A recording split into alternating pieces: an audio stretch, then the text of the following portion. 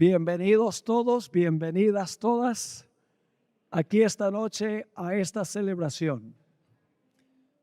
Como mencionó el pastor, el título de nuestro tema de esta noche es Yo soy el que soy. Ya el pastor tuvo la oración pidiendo la bendición del Señor, así que vamos a entrar de lleno al estudio de esta noche. El Señor Jesucristo tuvo muchas batallas teológicas con las diferentes sectas judías de su época. Tuvo muchos debates con los fariseos y también tuvo conflictos con los saduceos. El apóstol Pablo, después que Jesús ascendió al cielo, una vez habló sobre la resurrección y había presentes allí saduceos y fariseos. Y se pusieron a pelear, porque los fariseos y los saduceos tenían creencias distintas. Quiero leer de Hechos 23 y el versículo 7 y 8, la descripción de ese conflicto. Dice así: se produjo disensión entre los fariseos y los saduceos, y la asamblea se dividió. Porque los saduceos dicen que no hay resurrección, ni ángel, ni espíritu. Pero los fariseos afirman estas cosas. Así que los fariseos creían en la resurrección y los saduceos no creían en la resurrección. Claro, nos preguntamos por qué los saduceos, siendo judíos, no creían en la resurrección de los muertos. Había dos razones. La primera razón es que ellos decían que era científicamente imposible que un cuerpo descompuesto y desintegrado pudiera reintegrarse de nuevo. Decían que era anticientífico. La segunda razón por la cual los saduceos no creían en la resurrección es porque ellos solo aceptaban como inspirados los 5 libros de Moisés, el Pentateuco. No aceptaban como inspirado nada más en el Antiguo Testamento, solamente los primeros 5 libros de Moisés. Así que ellos negaban la resurrección de los muertos por esas dos razones. En primer lugar, según ellos, era científicamente imposible que resucitara uno cuyo cuerpo se había desintegrado en el sepulcro. Y en segundo lugar, porque ellos no encontraban en los escritos de Moisés la doctrina de la resurrección. Una vez los saduceos se encontraron con el Señor Jesucristo y quisieron ridiculizar la doctrina de la resurrección. Y le presentaron a Jesús el caso de 7 hermanos que se casaron con la misma mujer. Un caso hipotético, un caso, como veremos, absurdo. La ley de Moisés decía que si un hombre moría sin descendencia, su hermano tenía que casarse con su esposa para darle descendencia. Eso se encuentra en Deuteronomio 25 y el versículo 5. Leamos el pasaje a donde los saduceos procuraron poner a Jesús entre la espada y la pared. Lucas 20 y el versículo 27 al 33. Lucas 20 y el versículo 27 al 33. Dice así: llegando entonces algunos de los saduceos, los cuales niegan haber resurrección, le preguntaron diciendo: Maestro, Moisés nos escribió. Fíjense cuál es la fuente que ellos usan, Moisés, porque solo creían que Moisés era inspirado. Moisés nos escribió: si el hermano de alguno muriere teniendo mujer y no dejare hijos, que su hermano se case con ella y levante descendencia a su hermano. Hubo pues 7 hermanos, y el primero tomó esposa y murió sin hijos. Y la tomó el segundo, el cual también murió sin hijos. La tomó el tercero y así todos los 7, y murieron sin dejar descendencia. Finalmente murió también la mujer. En la resurrección, pues, ¿cuál de ellos será su mujer?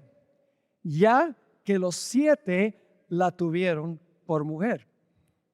Interesante el caso que presentan.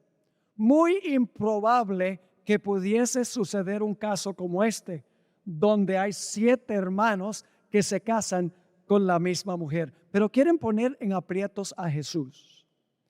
El Señor Jesucristo respondió a lo que ellos dijeron con 3 respuestas. En primer lugar, el Señor Jesucristo les dijo: ustedes no entienden ni siquiera los escritos de Moisés, porque Moisés sí habló de la resurrección. Ustedes ignoran las escrituras, dice Jesús, porque Moisés sí escribió de la resurrección, aunque ustedes no lo crean. En segundo lugar, Dios es omnipotente y Dios puede reintegrar un cuerpo que se ha descompuesto. Y en tercer lugar, el Señor Jesucristo les dijo: miren, en el cielo, en la vida futura, no va a haber matrimonios. Así que el ejemplo que ustedes están dando es inverosímil, no tiene importancia, porque allá no va a haber matrimonio. Ahora vamos a leer lo que dijo Jesús en Mateo 22 y el versículo 29. Mateo 22, 29. Aquí hay 2 argumentos de Jesús. Dice Jesús en Mateo 22, 29, entonces respondiendo Jesús les dijo: erráis, ignorando las escrituras. ¿Cuáles escrituras? Los escritos de Moisés, vamos a ver. ¿Y qué más ignoran? Y el poder de Dios. Si ustedes no entienden ni las escrituras de Moisés, ni tampoco aceptan el poder de Dios, que Dios es omnipotente y puede resucitar a los muertos. Ahora leamos la respuesta que dio Jesús en Lucas, el capítulo 20 y el versículo 34 al 38. Lucas 20, 34 al 38. Dice: entonces respondiendo Jesús les dijo: los hijos de este siglo, es decir, los que vivimos en este tiempo, se casan y se dan en casamiento. Mas los que fueren tenidos por dignos de alcanzar aquel siglo, es decir, la vida venidera, después de la resurrección, dice, ni se casan ni se dan en casamiento. Y luego en el versículo 36 dice, porque no pueden ya más morir, pues son iguales a los ángeles y son hijos de Dios al ser hijos de la resurrección. Pero en cuanto a que los muertos han de resucitar, ahora escuchen la siguiente palabra. En cuanto a que los muertos han de resucitar, aún Moisés lo enseñó. ¿Ven la importancia de la palabra aún?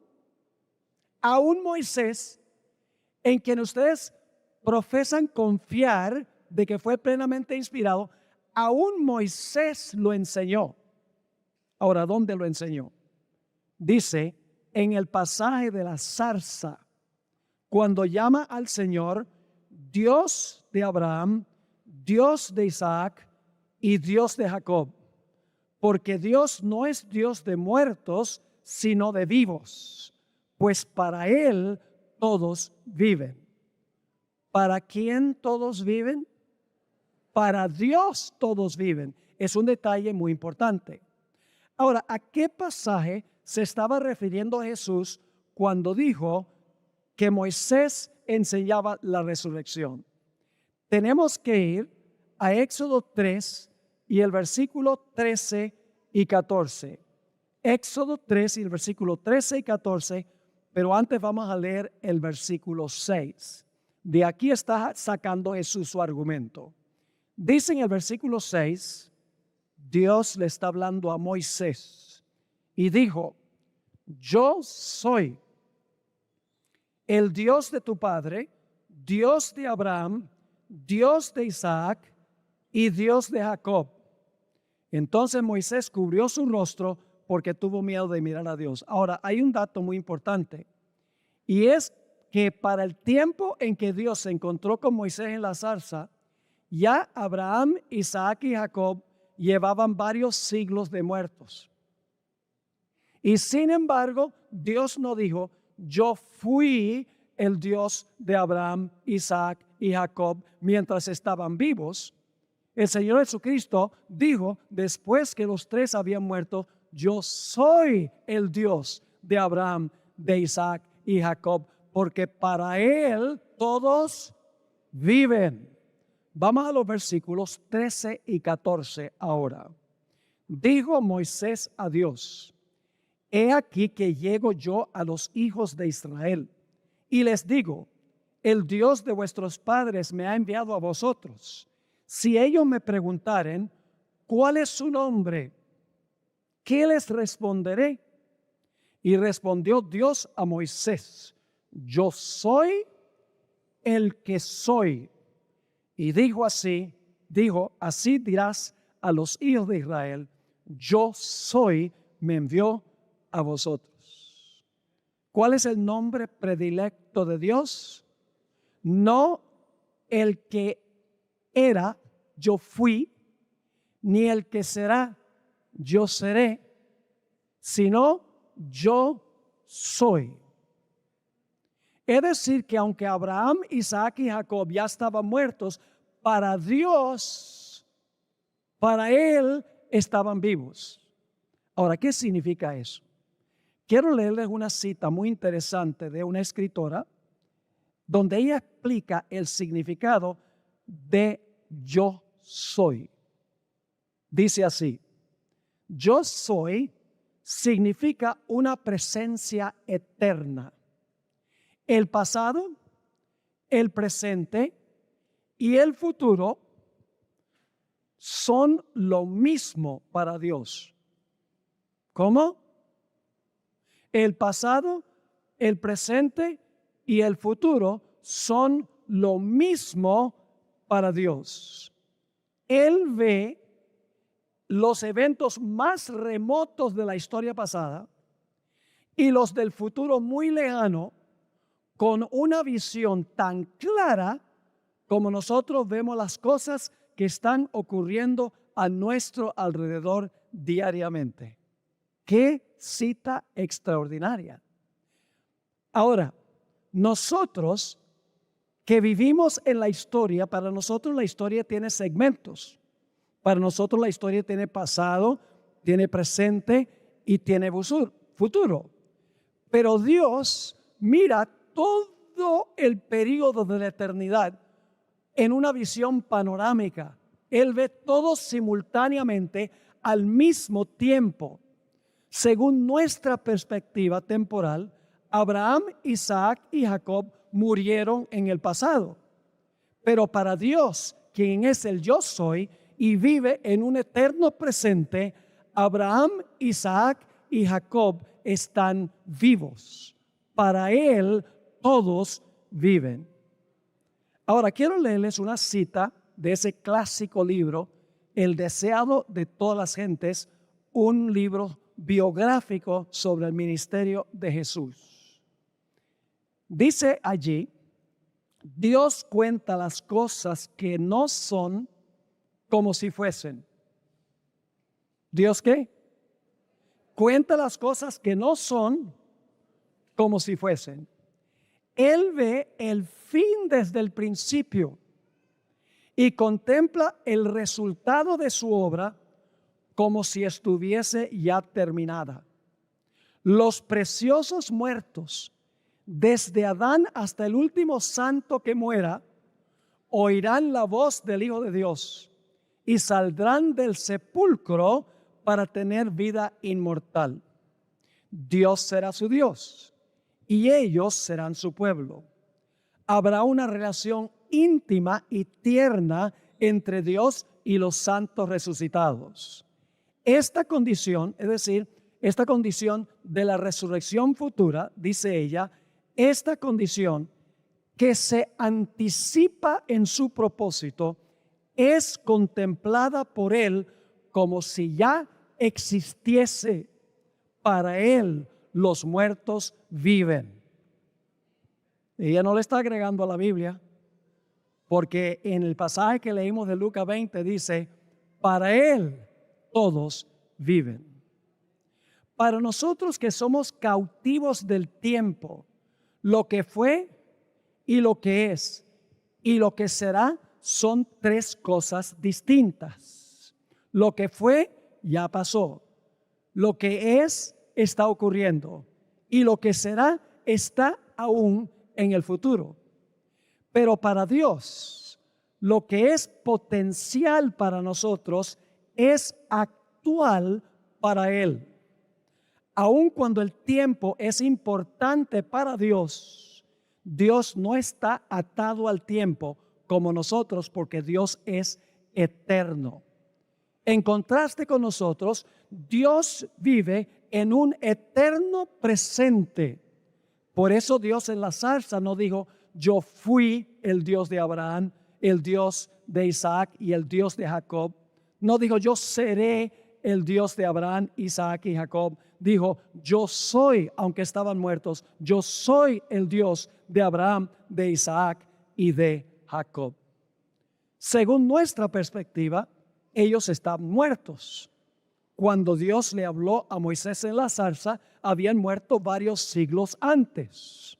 Pero para Dios estaban vivos porque Dios vive en un eterno presente. Ahora, no me pidan que lo explique, porque nosotros no vivimos en un eterno presente. Nosotros somos temporales. Para nosotros el pasado es pasado, el presente es presente, el futuro no ha llegado aún. Pero Dios no tiene que esperar que las cosas sucedan para que para Él sucedan, porque Dios sabe exactamente qué es lo que va a pasar. Déjenme darles un ejemplo. Yo pregunto, ¿el Antiguo Testamento decía cuándo iba a nacer Jesús? Sí. ¿Decía dónde iba a nacer? ¿En Belén? ¿El Antiguo Testamento? ¿Cómo no? ¿La Biblia dice que le iba a anunciar una estrella? Sí, la Biblia dice eso. ¿La Biblia dice que iba a haber una masacre de niños cuando naciera? Sí. ¿La Biblia dice que se iba a refugiar en Egipto? Sí. ¿La Biblia dice que en la cruz le iban a dar vinagre a beber? 1000 años antes se escribieron estas cosas. ¿La Biblia dice que lo iban a escarnecer estando en la cruz? Sí. La Biblia 1000 años antes predijo que Jesús iba a decir, Dios mío, ¿por qué me has desamparado? ¿Cómo no? Inclusive en el Salmo 31 y el versículo 5, escrito 1000 años antes de la muerte del Señor Jesucristo, dice que Jesús iba a decir, Padre, en tus manos encomiendo mi espíritu. Para los que vivieron en el Antiguo Testamento, todo eso era futuro. Pero Dios sabía que matemáticamente iba a suceder. Él no tenía que esperar hasta que sucediera en el futuro. Para Él ya era un hecho, ya era un suceso. ¿Están conmigo o no están conmigo? Ahora vamos a darles unos ejemplos bíblicos para que entiendan un poco mejor esto. Vamos a Génesis 17 y el versículo 4. Génesis 17 y el versículo 4. Aquí Dios le va a prometer a Abraham que va a ser el padre de muchas naciones. Y fíjense lo que dice Dios hablando con Abraham. He aquí, mi pacto es contigo y serás padre de muchedumbre de gentes. ¿En qué tiempo está el verbo? En futuro. Dios dice, he aquí, yo hago mi pacto hoy contigo. Y ese pacto es que serás padre de muchedumbre de gentes. Pero noten lo que dice el siguiente versículo. El siguiente versículo presenta la perspectiva de Dios. Dice Dios a Abraham, no se llamará más tu nombre Abraham, sino será tu nombre Abraham, porque te he puesto por padre de muchedumbre de gentes. Para Dios, ya lo puso como padre de muchedumbre de gentes. Porque el versículo 4 dice, yo te haré padre. Aquí dice, Dios, yo te he puesto por padre de muchas gentes. Y alguno podría decir, bueno, pastor, tal vez usted está estirando el texto. Pues dejemos que el apóstol Pablo nos explique estos versículos. Vayan conmigo a Romanos, el capítulo 4 y el versículo 17. Romanos 4 y el versículo 17. Aquí el apóstol Pablo se refiere a estos versículos de Génesis 17 y el versículo 4 y el versículo 5. Aquí Pablo escribe, como está escrito, te he puesto por padre de muchas gentes, delante de Dios a quien creyó, el cual da vida a los muertos, y ahora escuchen bien, y llama las cosas que no son como si fuesen. Yo pregunto, ¿Dios tuvo que esperar hasta que Abraham llegara a ser padre de muchas gentes?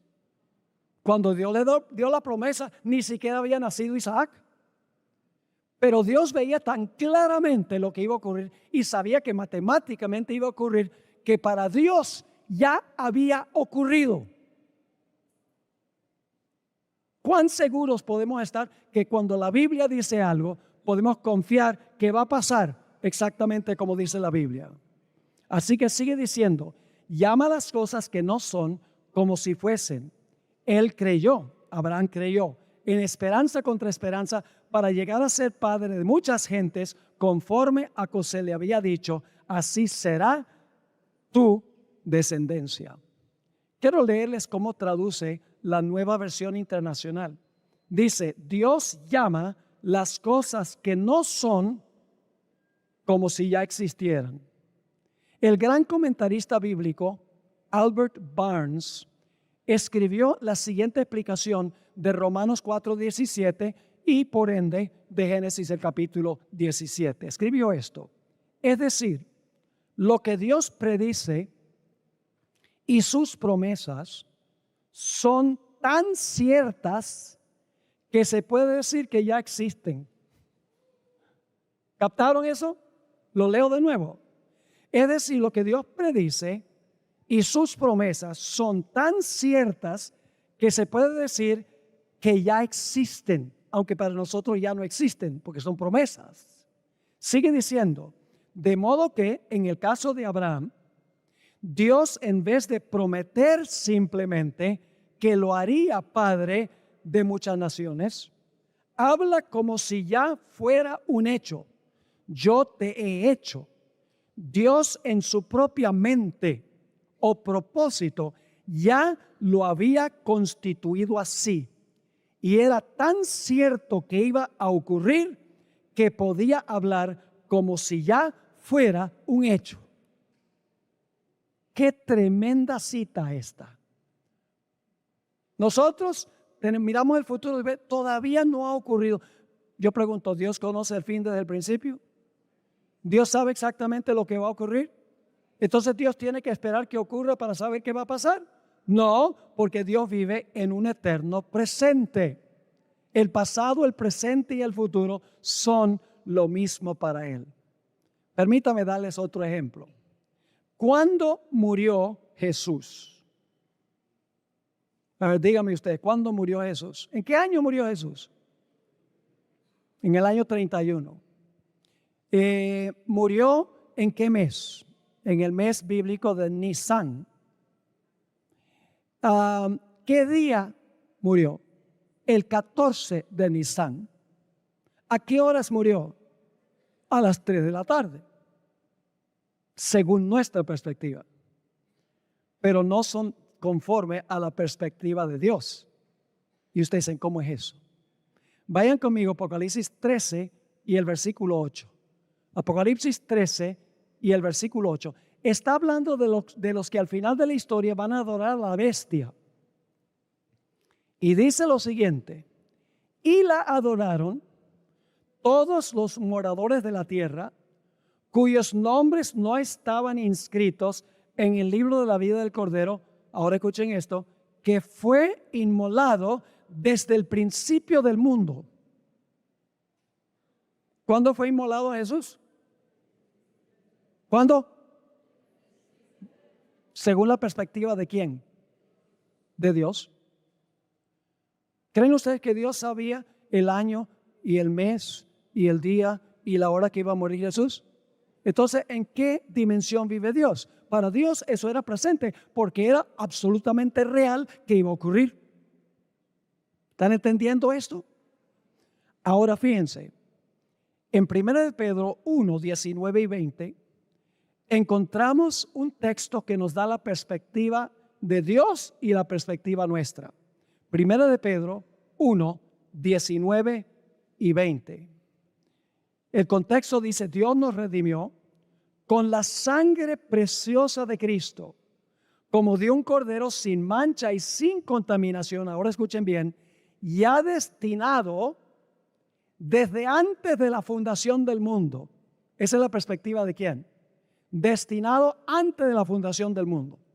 Esa es la perspectiva de Dios. Pero luego sigue diciendo lo siguiente, pero manifestado, es el cumplimiento, manifestado en los postreros tiempos por amor de vosotros.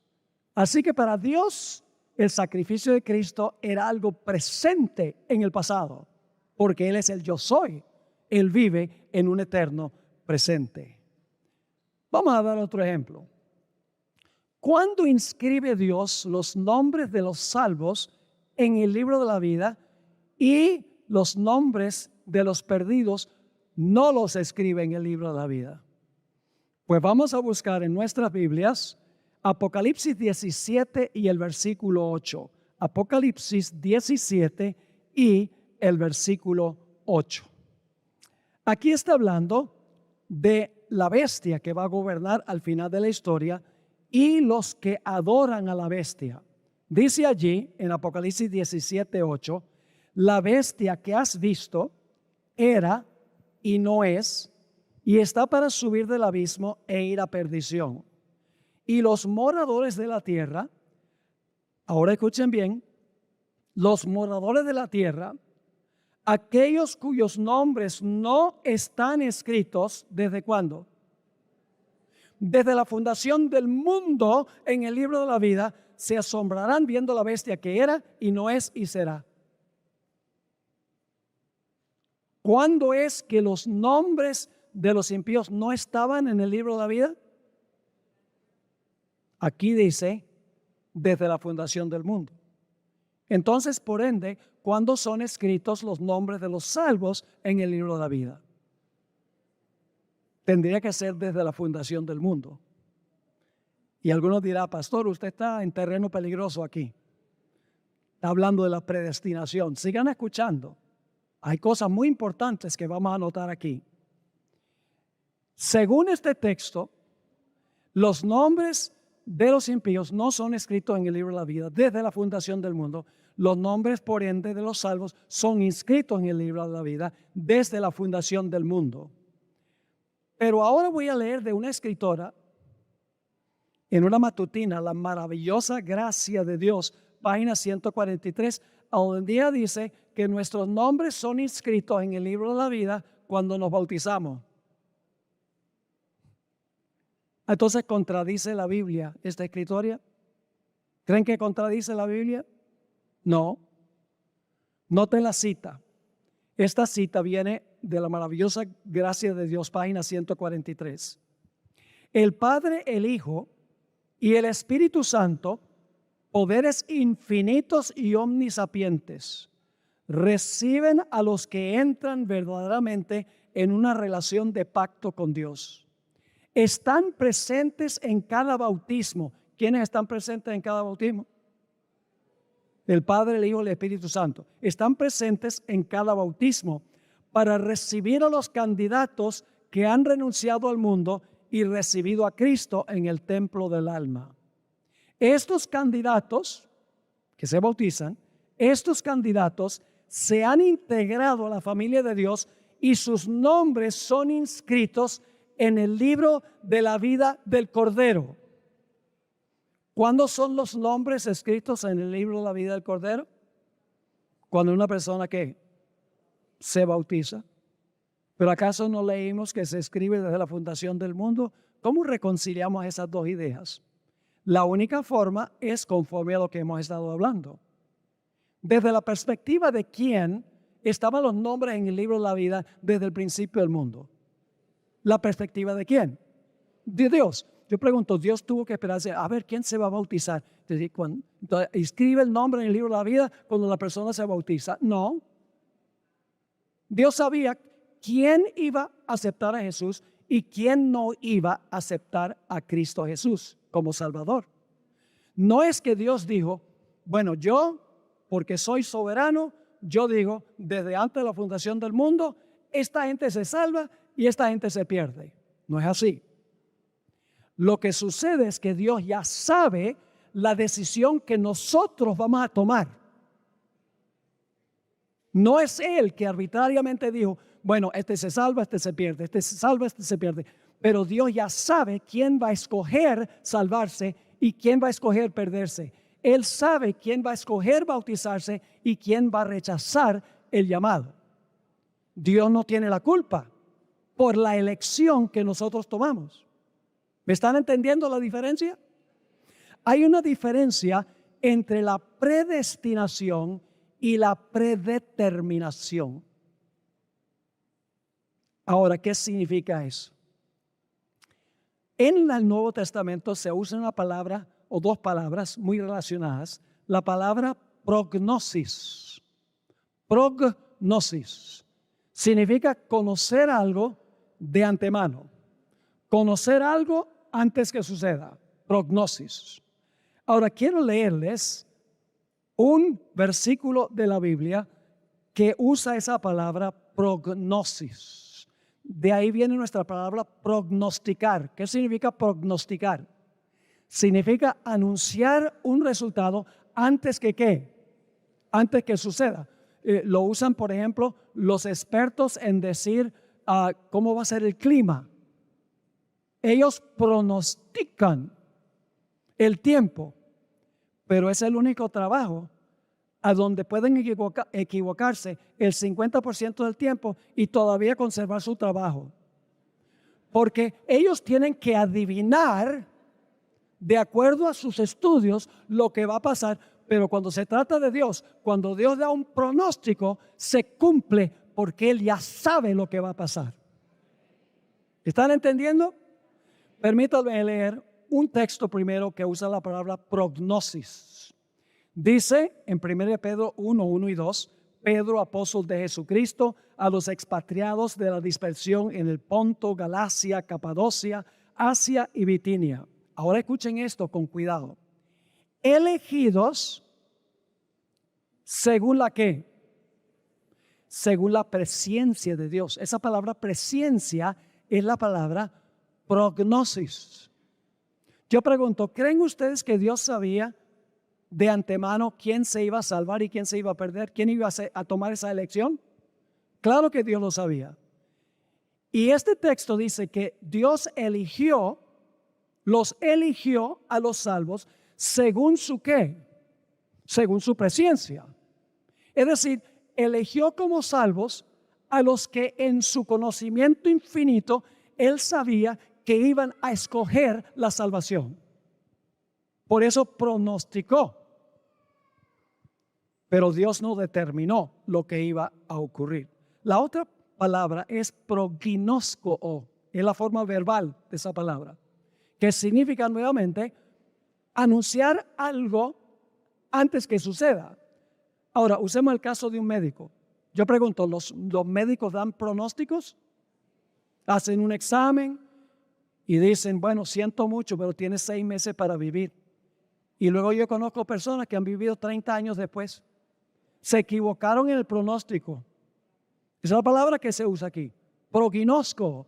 Ginosco significa conocer. Pro, cuando se le pone a la palabra, significa de antemano. Es decir, Dios elige a la persona de acuerdo al conocimiento que Él tiene de la decisión que va a tomar esa persona. Pero no es Dios el que escoge. Dios sabe qué vamos a escoger. Es muy diferente. Por eso, si nos perdemos, la responsabilidad es de ¿quién? Nuestra, no de Él. No le podemos echar. La predestinación, como le enseñan muchas iglesias, es que Dios, desde cuando nosotros nacemos, dice, mala suerte, yo te escojo para perderte. Buena suerte, yo te escojo para que te salves. No es así. Esa no es la predestinación de Dios. Dios predestina conforme a su conocimiento de la decisión que la persona va a tomar, porque Dios conoce el fin desde el principio. Noten Isaías 46 y el versículo 9 y 10. Isaías 46, 9 y 10. Esto es lo que distingue al verdadero Dios de todos los falsos dioses, de todos los falsos pretendientes. Dice en Isaías 46, 9, acordaos de las cosas pasadas desde los tiempos antiguos, porque yo soy Dios, dice el Señor, yo soy Dios y no hay otro Dios y nada hay semejante a mí. ¿Por qué no hay otro Dios semejante al verdadero Dios? Aquí viene la explicación. Que anuncio lo porvenir, ¿desde cuándo? Desde el principio. Y desde la antigüedad, lo que aún no era ¿qué? Lo que aún no era hecho. Por eso Dios puede profetizar. ¿Cómo? ¿Por qué puede profetizar Dios que iba a haber en Daniel 2 4 naciones? Babilonia, Medo-Persia, Grecia, Roma, y que luego Roma se iba a dividir en 10 reinos. Entre los 10 reinos se iba a levantar un cuerno pequeño. ¿Cómo es que Dios pudo anunciar que eso iba a ocurrir centenares y miles de años antes que ocurriera? Yo pregunto, ¿iba a cumplirse eso precisamente como Dios lo dijo? Sí, porque Dios vive en un eterno ¿qué? Presente. Dios no tuvo que esperar que se levantara Medo-Persia, ni que se levantara Grecia, ni que se levantara Roma, ni que se dividiera el imperio romano, ni que apareciera luego el cuerno pequeño entre los 10 cuernos. Dios no tenía que esperar hasta que eso sucediera, porque Dios ve todo el panorama de la eternidad desde una perspectiva donde Él capta todo al mismo tiempo. Ahora tomemos 2 ejemplos bíblicos. El caso de Jacob y Esaú. ¿Saben que antes que ellos nacieran, Dios dijo que el mayor iba a servir al menor?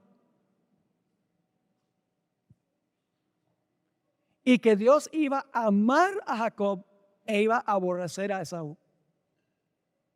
Desde antes que naciera, cuando estaba en el vientre de su madre.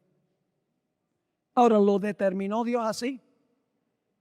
¿Dios lo determinó así? ¿Dios lo predestinó así? ¿Lo predeterminó? No. ¿Sabía Dios cómo iba a ser el carácter de Jacob y cómo iba a ser el carácter de Esaú? Claro que lo sabía. Y a base de eso hizo el anuncio antes que nacieran de lo que iba a hacer. Pero Dios no obligó a Esaú a hacer lo que fue Esaú, ni a Jacob lo que fue Jacob. Dios sencillamente pronosticó, prognosis a base de su conocimiento infinito. ¿Están entendiendo o no? Tomemos otro ejemplo. El ejemplo de Judas Iscariote. ¿Saben que 1000 años antes que Jesús viniera a esta tierra, en el Salmo 69 y en el Salmo 109, ya se había anunciado, no por nombre, pero se había anunciado que un personaje iba a traicionar a Jesús, no iba a regresar a su casa, es decir, se iba a suicidar, y que era necesario que se eligiera un sucesor en su lugar. El apóstol Pedro se refirió a esto en Hechos el capítulo 1 y el versículo 20, a donde iban a elegir al sucesor de Judas.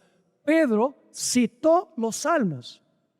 Él dijo, esto ya había sido anunciado, ya Dios lo pronosticó. Dios no lo determinó.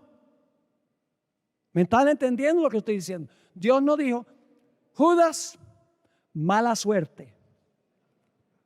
Yo te predetermino para que entregues al Mesías. Y Judas dice, bueno, acepto. ¿Qué voy a hacer?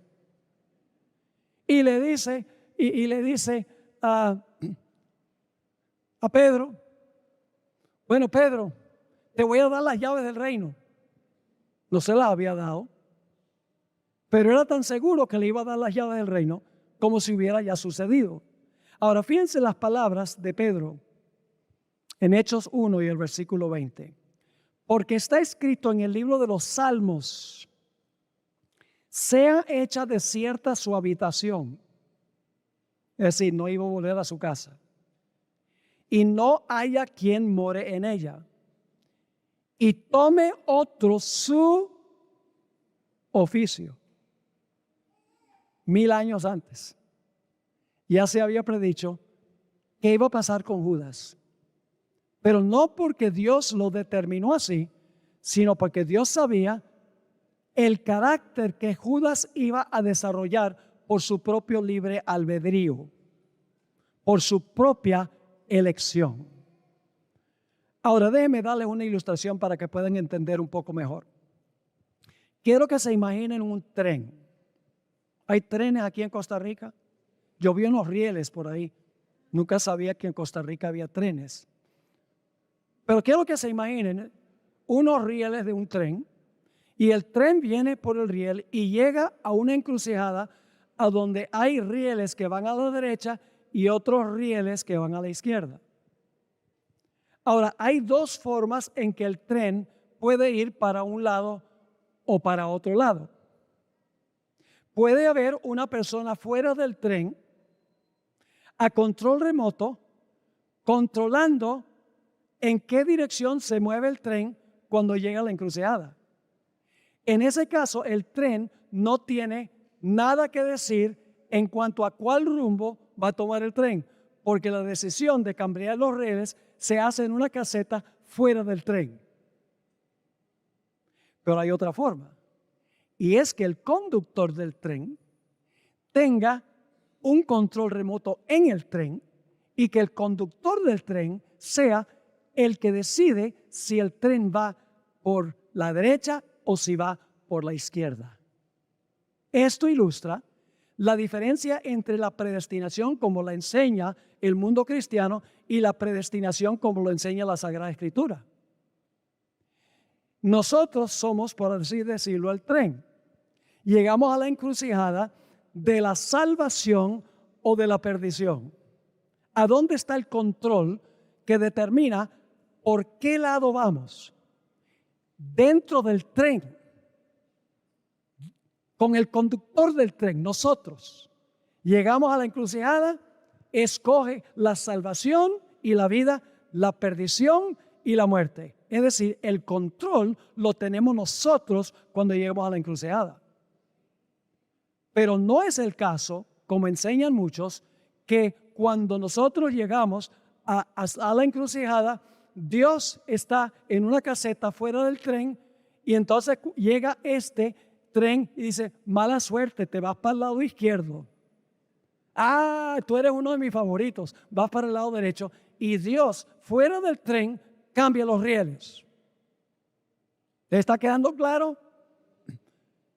Ahora, hermanos y hermanas, apreciadas visitas, permítame leerles un pasaje espectacular, conocido muy bien, se lee en casi todos los funerales donde yo he oficiado y donde yo he asistido. Primera de Tesalonicenses, el capítulo 4 y el versículo 15 al 17. Primera de Tesalonicenses, el capítulo 4 y el versículo 15 al versículo 17.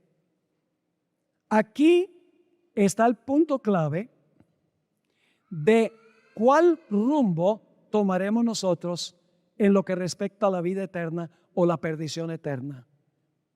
Es nuestra decisión. Fíjense lo que dice allí, 1 Tesalonicenses 4 y el versículo 15. Por lo cual os decimos esto en palabra del Señor, que nosotros que vivimos, que habremos quedado hasta la venida del Señor, es decir, los que van a estar vivos cuando Jesús venga, que no van a pasar por la muerte física. No precederemos a los que durmieron. Los que están vivos no van a ir al cielo antes que los que murieron. Versículo 16. Porque el Señor mismo con voz de mando, con voz de arcángel y con trompeta de Dios descenderá del cielo, y los muertos en Cristo. Esa es la clave. ¿Qué clase de muertos? Los muertos en Cristo resucitarán primero. Los muertos en Cristo resucitarán primero. Luego nosotros los que vivimos, los que hayamos quedado, seremos arrebatados juntamente con ellos en las nubes para recibir al Señor en el aire, y así estaremos siempre con el Señor. Ahora surge la pregunta, ¿cómo llegamos nosotros a estar en Cristo? Saben, yo viajo muchísimo. Mi esposa me dice que viajo demasiado y tiene razón. En una sola empresa aérea, yo he viajado en los últimos 20 años más de 9 millones de kilómetros. En una sola empresa, y viajo por otras también. Y no falta alguien que me pregunte, Pastor Bor, ¿usted no tiene miedo de montarse en un avión? Yo le digo, no tengo ningún miedo. ¿Por qué voy a tener miedo? Porque el avión se puede caer. ¿Y cuál es el problema? Se muere. ¿Y cuál es el problema? Un cristiano que está en Cristo no tiene miedo de morir, porque está en Cristo. Y los que están en Cristo van a resucitar. Los muertos en Cristo resucitarán primero. Ahora la pregunta clave es, ¿cómo llegamos a estar en Cristo? ¿En qué momento llegamos nosotros a estar en Cristo? La Biblia tiene la respuesta. Gálatas 3 y el versículo 26 al 28. Gálatas 3, 26 al 28. Dice allí, pues todos sois hijos de Dios por la fe en Cristo Jesús.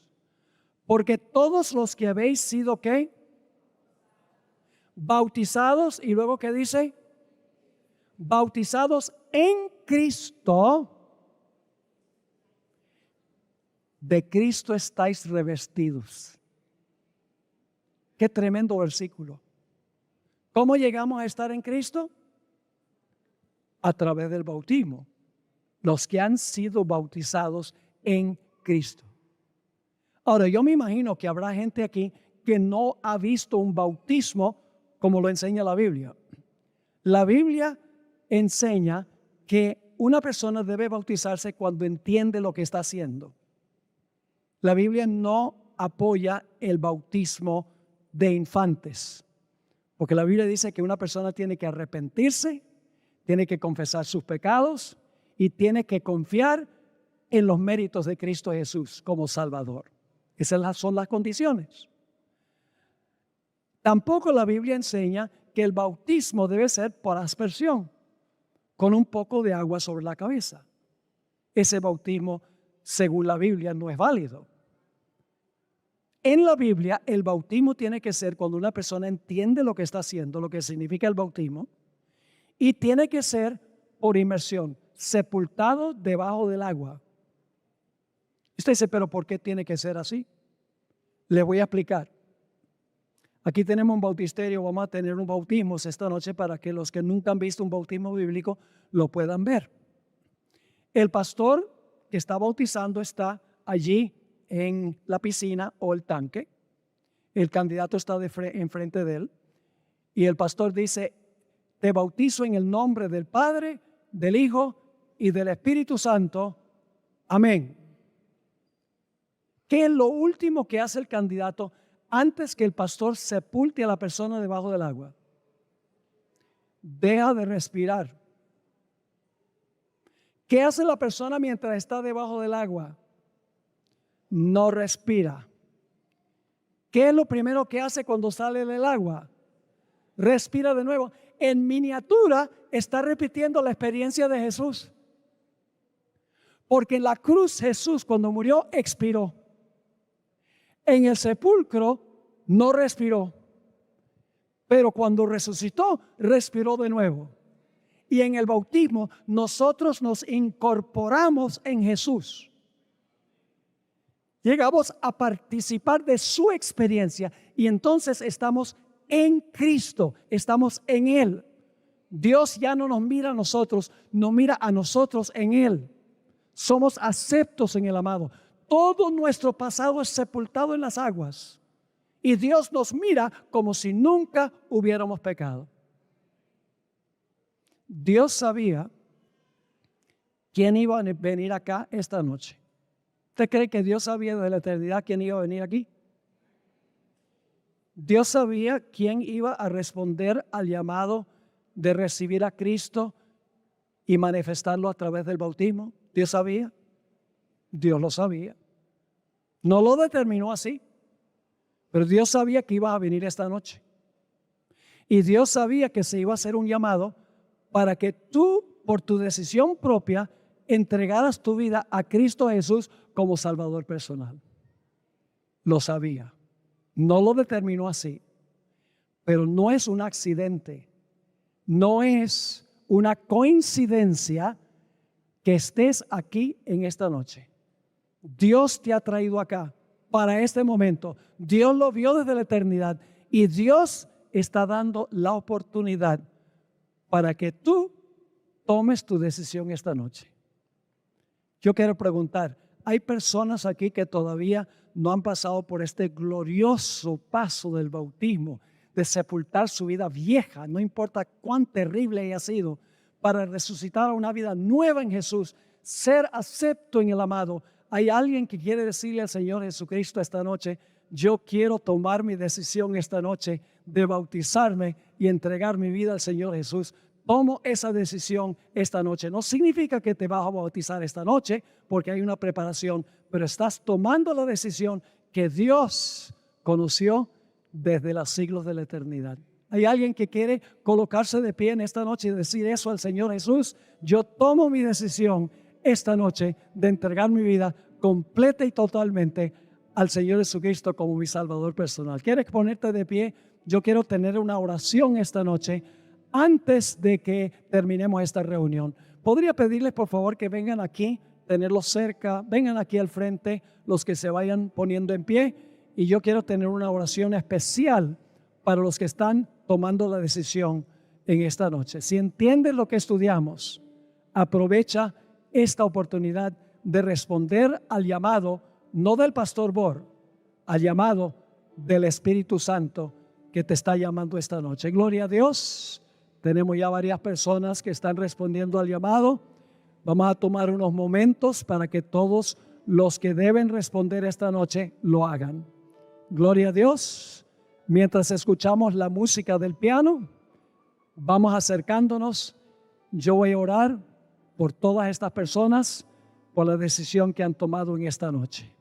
Yo sé que hay otras personas aquí que todavía no han tomado esta decisión. Dios te llama esta noche. Como mencioné, Dios sabía que tú ibas a estar esta noche y que se iba a hacer este llamado, que Dios te iba a dar la oportunidad para recibir a Cristo como tu Salvador personal. Gloria a Dios. Tenemos algunos más aquí. Yo sé que hay otros. Tenemos este lindo grupo acá. Señor les bendiga. Gloria a Dios. Pero no quiero concluir este llamado sin que todos los que deben responder vengan al frente en este momento para responder al llamado del Señor Jesús. La Biblia dice, hoy es el día de la salvación, no mañana. La Biblia dice, si hoy oyeres su voz, no endurezcas tu corazón. No endurezcas tu corazón. Oye la voz dulce y amorosa del Señor Jesucristo. Responde a su llamado esta noche. En unos pocos momentos vamos a tener una oración para estas personas que han venido al frente, pero quiero incluirte a ti en esta oración esta noche. No pienses en los obstáculos, en las dificultades, en los problemas que puedan surgir. Sencillamente oye la voz dulce del Señor Jesús. Gloria a Dios. Tenemos otras personas que están respondiendo al llamado del Señor esta noche. Siempre me da temor terminar un llamado, porque pienso que hay personas que deberían responder al llamado que no lo han hecho, y por lo tanto es medio difícil terminar un llamado sabiendo que hay otros que deben responder a la voz del Señor Jesús. ¿Alguien más? Solo unos pocos minutos más y voy a tener una oración y vamos a tener la música especial y luego vamos a tener los bautismos esta noche. ¿Alguien más quiere decirle sí al Señor Jesús? Gloria a Dios. Señor le bendiga por esta decisión tan importante. ¿Hay alguien aquí que se ha extraviado del Señor, del camino de la justicia y la verdad, que quiere unirse a este grupo y yo orar por ustedes, que han tenido un desvío en su vida cristiana, pero ahora quieren nuevamente encarrilarse en el camino del Señor? ¿Hay alguien que quiere en esta noche decir, sí, yo también quiero venir al frente? Gloria a Dios por este lindo grupo de personas que han escuchado la voz del Señor Jesús. Ahora vamos a tener una palabra de oración. Yo sé que muchas personas están viendo a través de los canales de televisión, las redes sociales. Varias personas familiares me han dicho que ellos ya han tomado la decisión. Indudablemente se han colocado de pie también a donde quiera que ellos estén. Y queremos orar también por ellos, para que ellos estén incluidos en esta oración. Bien, les invito a inclinar sus rostros para orar. Padre Celestial, te damos gracias porque por medio de tu providencia y tu poder podemos recibir la salvación siendo aún pecadores. Te doy gracias, Señor, por haber llamado a estas personas que tú conociste desde la eternidad, para que respondieran a tu llamado y escogieran estar en Cristo Jesús. Te pido, Señor, que tú las bendigas, que muy pronto su aspiración pueda cumplirse. Sé que hay personas aquí también que aún no han tomado la decisión. Sienten el llamado, sienten la voz del Espíritu Santo, pero por algún obstáculo en su vida no han respondido al llamado.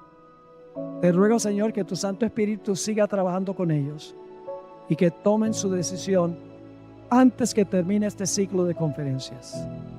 Gracias te damos por habernos acompañado, por responder nuestra oración, porque te lo imploramos en el nombre que es sobre todo nombre, el nombre precioso de Cristo Jesús.